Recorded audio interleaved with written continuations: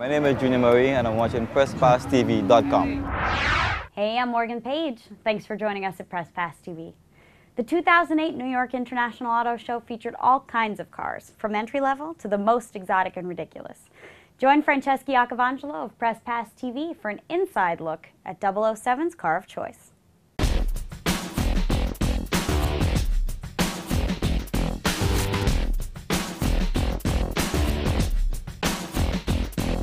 The Aston Martin DBS, and John Walton here from Aston Martin is going to tell us a little bit about it. I mean, I'm looking at this car. It's sleek, it looks great, and I love the color, the sparkle in it, but tell me a little bit about it. Well, this is the DBS. This is the car that first debuted last year in Casino Royale, the last James Bond film. This is it as a road-going car. It's the link between the DB9 road-going car and our successful DBR1, which is the GT car that we raced successfully and won our class in Le Mans last year. So there's a lot of the styling cues from this you'll see directly off of the race car. Carbon fibre all around, as you'll see in all the panels except for the door skins. The rear diffuser, the front splitter, they're all there exactly the same as off the race car to get air flowing smoothly through the car, which helps the balance of the car, the stability of the car.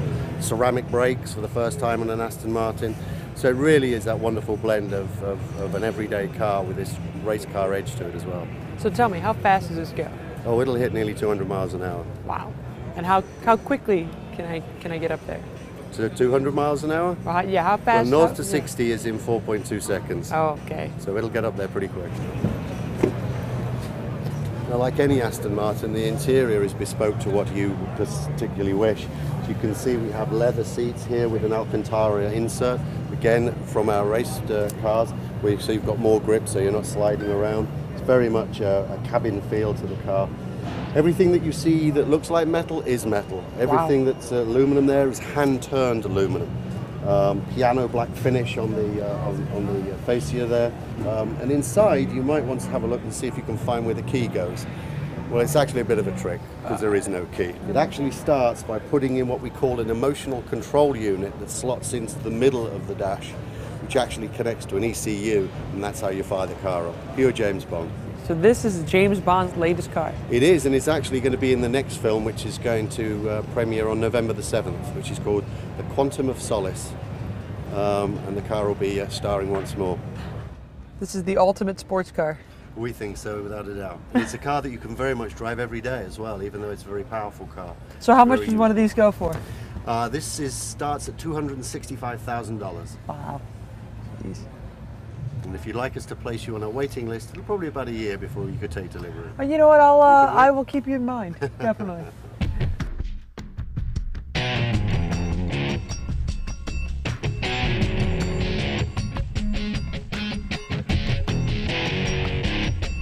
All right, so this is sort of, you know, a little bit more affordable than the DBS that we just looked at. Very well put. If affordable starts at $145,000, then this is the one you can afford. We have two versions of our cars. We obviously produce a coupe, and then with the roof down, some people call them a convertible, we call this a roadster. Okay. And as you can see, it's beautifully appointed. 4.2 litre engine, V8, naturally aspirated, 355 brake horsepower.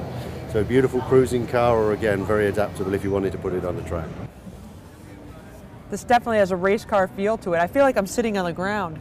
Much like the DBS, all of the interior is all handmade. Complete choice of whatever colours you wish. This is called Chancellor's Red. You can see it's got contrast stitching, aluminum dials on the car, aluminum clocks. Everything about the car, again, pure Aston Martin, all handmade. The roof, of course, is completely automatic. It takes 16 seconds with the press of a button to change from if you've got inclement weather around you. So very adaptable. A very usable everyday car. And one of the key features about this one is that it actually has the F1 transmission, which we call sport shift in here. Okay. So it's drive-by-wire, very quick. It takes less than 0.2 of a second to actually change gear. It's a 6-speed gearbox. Wow. So again, race car technology in your driving. But if that's not what you want to be doing, all you have to do is here, press D for drive, and it'll drive just like an automatic. So really it's the best of both worlds. The doors kind of look like they're flying up when you open them. Well, Good point. They're actually called swan wing doors. And what they do, as you can see, they actually have a lot of ground clearance so you don't curb them. And you'll also watch that as I close it, it doesn't close on you. It's a unique feature to Aston Martin. How many times have you stepped out of a car, pushed the door, and it comes flying back and whacks you on the shin? More than enough. More than enough. Yeah. And especially as a lady, this gives you an opportunity to get out with a bit more elegance without the door flying backwards and forwards there. Well, you talked a lot about how fast will they go, what kind of power they have. Well, power without handling is just power. Right. And one of the unique parts of our development is actually to produce a car with the perfect weight distribution. So if you cut this car in half, it actually would weigh the same each half. It's a perfect 50-50 weight distribution. Wow. And part of the way we've achieved that is the way that the engine sits. If you look where the front wheel is, you can actually see that the engine is sitting behind the front wheel. Okay. So the weight displacement is actually moved further back in the car, and we have the gearbox set right at the back. So we can achieve that balance, and that's where it gets its unique handling characteristics from. Perfect 50-50 weight distribution. Now, is that the same in every Aston Martin or just this one? All of our latest development with our new V8 platform allows us to do that. So absolutely, it's exactly the same. And it's a very integral part of the design of the car and also the ability to produce power and handling together. And without the latter, all you have is straightforward power, and that's not what you want. I think I'd look pretty good in something like this. What do you think?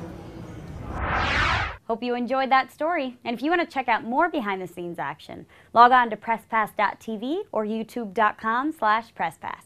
And don't forget to check out our live and podcast radio shows at presspassradio.com. Thanks again for watching. I'm Morgan Page. Bye.